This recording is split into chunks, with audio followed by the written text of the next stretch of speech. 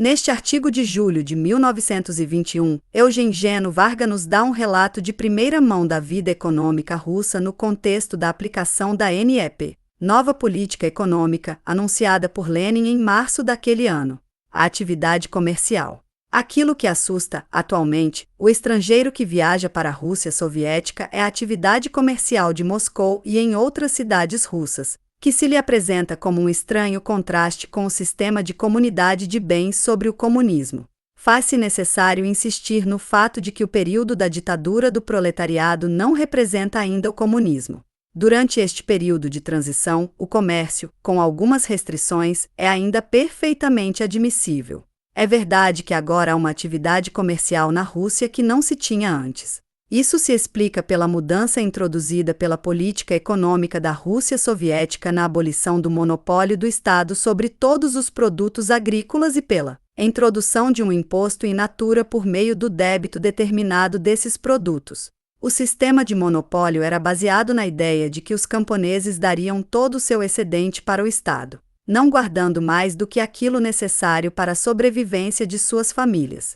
Ao mesmo tempo, o Estado proletário colocava à disposição dos camponeses todos os produtos que eles precisassem. Sobre esse sistema, todo o comércio legal era impossível, pois todos os excedentes pertenciam ao Estado. Ao contrário, com o sistema de imposto in natura que existe agora, o camponês, após pagar os impostos, pode dispor como bem entender dos produtos que sobraram. Assim, o comércio pode ser realizado por meio da troca dos excedentes dos produtos agrícolas com os produtos da pequena indústria não socializada. É muito natural que se pergunte por que a Rússia soviética não adotará este plano desde o começo e, sobretudo, por que introduzir o sistema do monopólio do Estado. É que na medida em que a Rússia foi obrigada a fazer a guerra, o Estado foi obrigado a exigir isto para a população agrícola a fim de nutrir o exército e os habitantes das cidades. O monopólio do Estado sobre todos os produtos dos camponeses era então imposto devido à guerra, e não teria mais a razão de ser assim que a paz fosse restabelecida. Enquanto a Rússia estava ameaçada pelo inimigo exterior, pode-se fazer convencer aos camponeses por que eles deveriam dar todos seus excedentes ao Estado.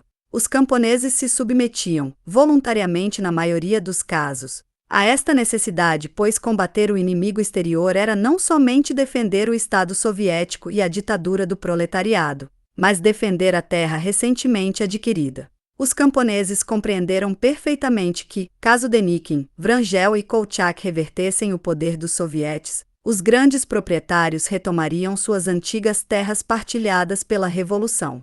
É daí a ideia que manteve milhões de camponeses no Exército Vermelho como combatentes por um Estado proletário pelo qual eles não tinham mais que pouca simpatia. O monopólio do Estado deveria cessar junto com a Guerra de Defesa Nacional, na medida em que seus resultados econômicos desfavoráveis se fizessem sentir cada vez mais. Ele produziu a seguinte anomalia: o camponês era de fato o proprietário de sua terra e de todos seus produtos. E ao mesmo tempo ele não poderia conservar mais que a porção necessária às urgências de sua família.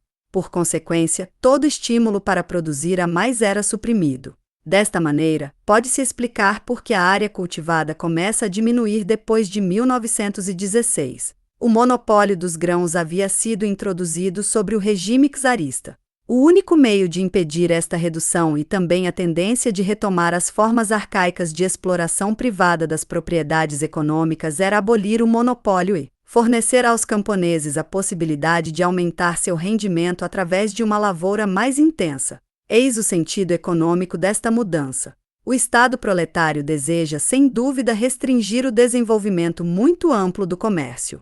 Isso se faz de duas maneiras: pelo monopólio dos meios de transporte e de locomoção e pela ajuda dada às sociedades de consumidores que são, todos, designados a distribuir o excedente dos camponeses aos habitantes das cidades, sem outros intermediários, e em troca de produtos industriais. Assim, a abolição do monopólio e a introdução do imposto in natura não representam um passo atrás, como asseguram os mencheviques de todos os países, mas tão somente a abolição de um sistema necessário pela guerra e que não terá mais razão de ser assim que a paz for restabelecida.